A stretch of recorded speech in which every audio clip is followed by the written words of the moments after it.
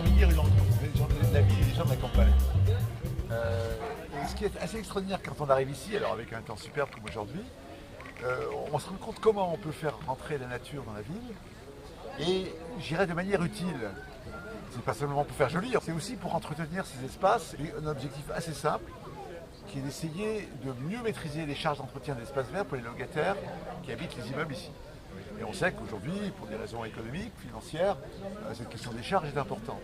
Donc en passant, comme on l'a dit, de la machine à toute autre chose, en faisant venir des moutons, c'est non seulement une manière de faire baisser ses coûts, mais également une manière de le faire plus intelligemment et je dirais de manière plus équilibrée. Le problème de la tonte de pelouse, c'est que vous devez voir si vous avez une pelouse chez vous, c'est que plus vous tondez, plus il faut tondre. Donc là, on aura une pelouse plus naturelle et avec un entretien naturel des espaces verts.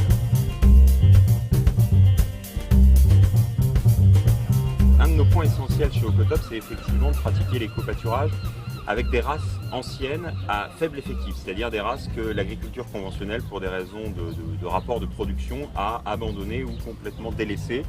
Et donc effectivement, le mouton d'Ouessant, la chèvre des fossés, la bretonne pinoire ou les ânes en général sont effectivement des animaux en faible effectif. Et grâce à l'éco-pâturage, nous pouvons mettre en place des programmes de sauvegarde. Ils retrouvent leur place dans le paysage.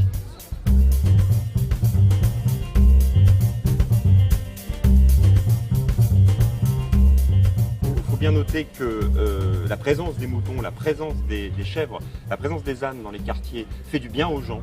Je pense qu'on favorise le vivre ensemble, je pense qu'on améliore le vivre ensemble, que c'est un support de médiation, que ça sert effectivement à améliorer les relations dans les quartiers.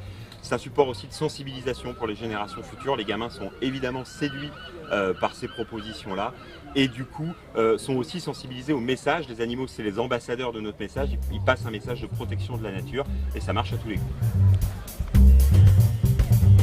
On est au début d'un projet ici, sur ce quartier Bel Air. Nous avons proposé de créer une sorte de cité-jardin, de faire un grand jardin autour des immeubles que les gens puissent s'approprier. Recréer non seulement un paysage, mais une autre manière de vivre ensemble et gérer un autre environnement à ces immeubles que simplement des pelouses propres, nettes. Avec cette belle association Ocotop, c'est comment aussi on remarie la campagne et la ville. Enfin, souvent on a opposé les deux et je crois que le fait de pouvoir remarier les deux de manière intelligente comme ça, je crois que c'est très important dans la durée parce que c'est un peu l'idée de l'écologie. On voit bien qu'aujourd'hui, non seulement on doit être plus solidaires les uns avec les autres, mais on doit être aussi plus solidaire avec la nature qui nous entoure, parce qu'il faut la gérer autrement, si on veut effectivement qu'elle dure. Très beau projet, et puis avec des gens, notamment tous les gens de Ocotop et les gens chez nous qui s'en occupent, avec la ville, etc. On est tous dans le même sens, et ça c'est vraiment très très bien.